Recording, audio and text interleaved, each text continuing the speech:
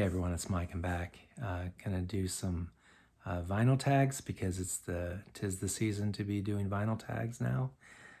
This time of year, there's quite a few of them floating around out there. There's the original or the main vinyl tag that there's a lot of controversy about, that it came out too early and blah blah blah. They didn't like the questions. I don't know. I don't care. I'm gonna do it anyway. And then there's another one done by a British dude who did, like, it's called the Vinyl Tag Redux or Redo or whatever, and it's a collection of his favorite prompts out of the past, I don't know, from vinyl tags dating back to like 2019 to 2022. So I'm going to do that one as well. And I'm also going to do a CD tag. I like these CD tags. They're always a lot of fun. I did one last year and I'm going to do one this year. And right now I'm going to go ahead and get that CD tag done. It's short and sweet, 15 questions. This one was put out by Glen Kellaway from the basement, veteran of the VC. And he did a really great job doing this. And I'm going to do my response to the CD tag. 2024, 2025, whatever. First question, when did you get your first CD player? And I remember this. I don't remember the exact year, but I'm assuming it was 1987, and it was for my birthday. It was a birthday present from my dad, and I didn't have any, well, actually I did. By the time I got it, I knew I was going to get one for my birthday. So leading up to that, I did buy a CD in advance of getting the CD player. But I did get it for my birthday, and at that time, so I did have one CD to play on that, and that leads to the second question. So the first CD player I had was actually a pretty nice one. It was Sony. Lasted me throughout my adulthood while I listened to CDs at home with my home stereo system or whatever. I've always had that same Sony CD player, and never broke down on me. And so, yeah, 1987 for my birthday in July. I was in college at the time, and yeah, that was my first CD player. Next question, what was the first CD you ever bought? And that was the one that I bought before I actually had a CD player to listen to it on. And it was this CD. It is a compilation of music by the band Tones on Tail. These are Daniel Ash and Kevin Haskins, both of members of Bauhaus. And this is a little side project they were doing towards the end, or at the very end of the existence of the band Bauhaus. And this is Glen on bass, and he was like a roadie for Bauhaus, and he played bass for the band. And really fantastic. As far as like all the iterations of post-Bauhaus bands that came after Bauhaus broke up, including Bauhaus, I've always preferred Tones on Tail's music. They were kind of mercurial. They put out one studio album and then a bunch of various releases, singles, EPs, and whatnot. But anyway, this was like a compilation of a lot of the music from their entire output. Yeah, they only lasted like a year and a half or so. But anyway, Tones on Tail, that was my first CD, Night Music, on Beggar's Banquet. Or, no, it was Beggar's Banquet, but also PVC put that out. And let's see, which I guess PVC is the American distributor of that. Next one, most recent CD you purchased. That is a CD by the guitarist for the Cocteau Twins, Robin Guthrie. This is called Atlas, and it's a 4-song EP. He's still making music. He lives in France now, and he's very active on his Bandcamp site page, and he puts out this music. He either releases songs that you can download, or he puts out physical media stuff, and this was one of them. That was pretty recent. I forget what, I don't know, it was like around August or so this year. Atlas, really nice, 4-song EP by Robin Guthrie, guitarist for Cocteau Twins. So next one, number Number 4, approximately how many CDs are in my collection? Well, I have like a spreadsheet on my computer, so every time I get a CD or record, I put it into my spreadsheet. And as of right now, I believe I have 506 CDs. I used to have double that, but I sold a ton of them. Once I started having music, I would burn my CDs into my computer, onto my hard drive, and then I was able to sell CDs or whatever to make cash or whatever if I needed money. But I just kind of downsized my CD collection because it was pretty enormous at the time. So right now it's at 506, very manageable. I've got this tower right here behind me that's got a lot of the CDs, and then I've got another tower on the other end of this vinyl cubes, and that's where I keep the rest of my CDs. Let's see, jewel cases or digipack? Question number 5. I don't know. I think both have their advantages. I do like the sturdiness of the jewel case, and I like the fact that if it breaks, if it cracks or whatever, I can just go out and easily order replacements on Amazon in bulk, and I do that on occasion.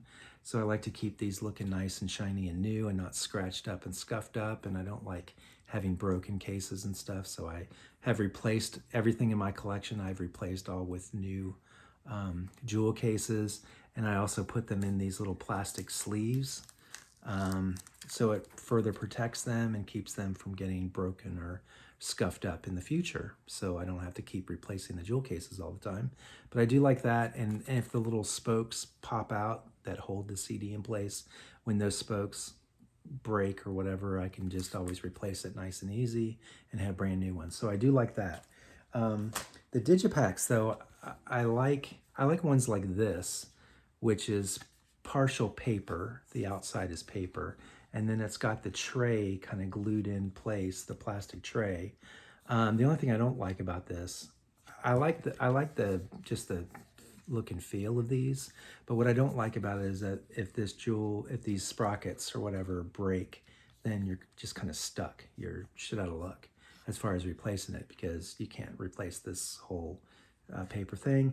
And I saw a lot of people complaining about the paper ones where you have to slide the CD into a paper pocket and it scuffs up the CD. Yeah, I don't like those very much. I have quite a few of them, but I prefer, if I do get digipacks, I like these kind of digipacks.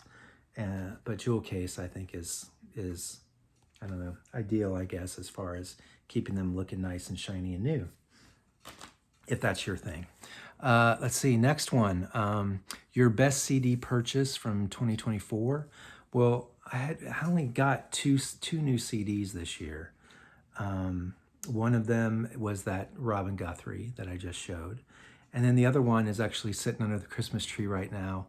I didn't purchase it. It was purchased for me, but I know it's there. Sorry, but I do know that it's underneath that tree. And that would be probably my favorite. And I'll show you an approximation of what it is. This is Stereolab. This is a collection, a box set called Switched On Volumes 1 through 3. And what is sitting under the tree right now is Switched On Volumes 1 through 5. So it's got 2 extra CDs in it. Just as a collector of Stereolab, I wanted to have both. So that I would call my favorite purchase of 2024. So yeah. Next one, show a live album on CD. Well, there's quite a few that I like. I always show Rush's Exit Stage Left because it's my favorite live album, but I decided to show something different this time. I hadn't really thought about this very often or shown this, but this is the band Underworld. They are a British electronic band. They're also like a graphic design agency. They do a lot of really nice graphic design work and motion graphics and all that kind of stuff. Underworld. This is a live album.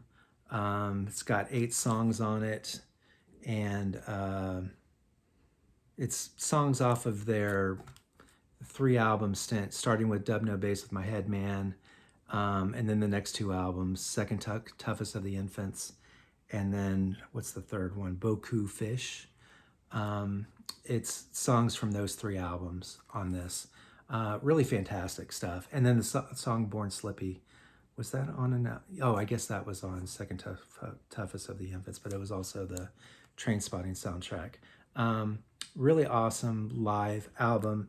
I also have, as a bonus, I have it on DVD. So I have the live performance of this on DVD on video, and it's really awesome to watch. It's a lot of fun to watch them perform live. So yeah, Underworld, everything live. Let's see, next, the best sounding CD in my collection. Well, I'm not like a huge audiophile or anything, but I do know that I guess these are probably would be considered really excellent sounding CDs. This is Rush's Moving Pictures. This is a special edition, deluxe edition, and it's got just a regular CD in here, but it also has a second CD that's like Dolby 5.1 digital surround sound version of it. I don't have a surround sound system set up here at this house, so I can't listen to it in that format, but anyway, that constitutes as one of them. I also have this Depeche Mode's Violator, also the same thing, 5.1 Dolby digital surround. So yeah, those are probably my two best sounding CDs. Let's see, next one. My favorite CD cover or insert. Well, I just immediately thought of this one as one of them. This is the Cocteau Twins, Lullabies to Violin. It's a collection of all their EPs output. Just a complete set of everything. And it's 4 discs. It's a 4 CD, 4 CD, like kind of a box set, but it's all like in this folder format. And just really beautiful the way that they put this together. Yeah, so those 4 CDs are in those pockets, and then it comes with this really nice book, kind of a photo book, and it's got just like liner notes and whatnot on the inside of that booklet. The paper is like a really I forget what they call this, like soft touch paper. So it's really kind of velvety smooth, which is really nice package. And let's see, I got this folded wrong. Oh, there we go. So anyway, Cocteau Twins, Lullabies to Violin, box set, really fantastic, beautiful artwork. So that counts as that. Let's see, show a CD box set. So I've shown this before. I did a video not too long ago with showed off all my CD box sets. I believe I did. I know I did one. I guess I don't know if I did it for just vinyl or if I did it for CDs too. But anyway, I know I've shown this before. This is a box set of Massive Attack's CD singles or CD EPs or whatever. They have, all of them have like bonus B-sides and outtakes and stuff. And it's in this box here, and the box is heat sensitive. So when you touch it, it leaves your finger, not prints, but your heat. The heat from your fingers comes off on the box, so that's pretty cool. And then when it cools down or whatever, then it goes back to this dark brown, and you can start over. So it's not permanent. But I thought that was a really cool thing. The box is kind of beat up, and that's the way it was. I bought this. It was shrink wrapped still. It was still in its shrink. And it was sitting on the shelf at Tower Records here in Phoenix. And I just had to have it, even though the box was kind of bent up a little bit. I didn't care. I just wanted to have this little box set. So there you can see. Pretty cool little gadget. And then on the inside of this pocket here, it's got all the liner notes and stuff. See, Massive Attack singles, 90 to 98. So it's everything from their first album, Blue Lines, all the way up through Mezzanine. All of their CD singles, whatever, are in here. And these are all designed by Robert, the guy who does all the art direction and artwork for Massive Attack Records. Yeah, so really cool set. And then on the back of these CDs, it's got the what songs are there, all the different versions of each song, Inertia Creeps, Teardrop, all that stuff. So really cool CD box set that I've had forever. I got that so long ago. I don't even remember when, but very, very long time ago. Let's see. Next one. Show a CD from your favorite band. That's easy. Talk about them all the time. Stereolab. This is cool. This was 2019. They re-released their records that were on Duophonic, the Duophonic label. Everything from Transient Random Noise Bursts all the way up to Margarine Eclipse. All those albums they re-released. There's 7 of them. They re-released kind of deluxe editions. The record's got a 3-record set for each one, and the CDs they're double CDs in here, and it comes with all kinds of bonus tracks and outtakes and demos and all that kind of stuff. Really nice. And if you bought them right away off their website, you had your chance to get these deluxe editions that are numbered.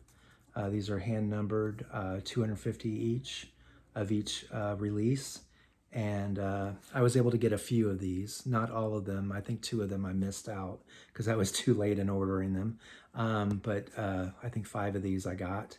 And this is number 53 out of 250 that they put out. And it's got the little stamp there with Cliff, the little mascot guy or whatever that they use, Stereolab uses, stamped onto this 2-inch 24-track tape that they had, I don't know, that they used. I think they used 1/2-inch tapes for these remasters. They used the original half tape tapes or whatever when they remastered these, but they had the 2-inch tape versions, I guess, and they used that. They cut up the tape for that to use to make these OBIs. Yeah, I'm not sure exactly what the story is behind that, but anyway, that's what that is. And this is Sound Dust, one of my favorite Stereolab albums on CD, and yeah, with the Obi strip and limited edition, blah blah blah. So that's it. Let's see, next one. What artist or band do you have the most CDs? And again, Stereolab. I'll just show, I have them in stack format.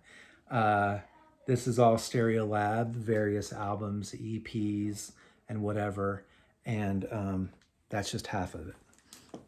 Oh, the other stack is here. So if I were to stack that all up, it would be way out of camera, but quite a few. I believe there's about 60 CDs total. Yeah, so quite a few, and I've got that box set that's under the tree, so I'll be adding that to my collection very soon. Let's see. Do you collect CD and vinyl? Yes, obviously. Represented right behind me, vinyl CD. All my Stereolab vinyl is here. Let's see. Have you ever sold your vinyl while keeping your CD collection? Well, I sold off a lot of my vinyl when CDs first came out back in like 87, 88. I was selling a lot of vinyl and buying everything on CD. It wasn't so much that I was transferring what I had over to CD. I just stopped buying vinyl. Like I sold, I guess, a lot of vinyl. Like I would get things like CD compilations and stuff, and I'd be like, well, I don't need to have that on vinyl anymore because I got it on CD now. And then I just stopped buying vinyl. So every new album that came out by the Pixies or the Cocteau Twins or My Bloody Valentine, I'd be buying it on CD instead of buying it on vinyl way back then, which is really foolish and stupid, but how was I supposed to know? So yeah, and then I had a ton of CDs and I sold off like half of my collection or whatever, held on to quite a few, but sold off CDs, and now I'm buying vinyl again. So it's all cycle. It's all like this life cycle. Show a CD you would like your viewers to listen to and give you feedback on. I don't know. My taste is different than everybody else's taste. If there's any CD that I've shown here in this video so far on this list, you know, if you want to listen to any of that and tell me what you think about it, I'd love to find out. I'd love to know what y'all think. But there's not like no specific one CD that I think, oh, everybody's going to love this. Because everybody's different. And a lot of people out there don't have the same music taste as I do and vice versa. So I'm not going to really recommend a specific CD for y'all to listen to. But just anything that I've shown here, I'd love to hear, what your thoughts are on any of these bands or any of these particular albums. That'd be really cool. Anyway, thank you guys for watching. I hit 1,000 subscribers this past few days. Thank you so much. That's so awesome. It seemed like I was just kind of teetering right under 1,000 forever, and then finally just went over just a couple days ago. So that's really awesome. I'm very happy. Thank you so much. Very appreciative of that. And thank you all for watching and commenting and liking and doing all that stuff. I really appreciate it. And I hope somebody's out there watching my videos and wants to start making videos themselves. That would be really cool. If so, let me know that you did that. And thanks for watching. I've got 2 more of these tag videos to do. So let me get going. I'll see you. Love you. Bye.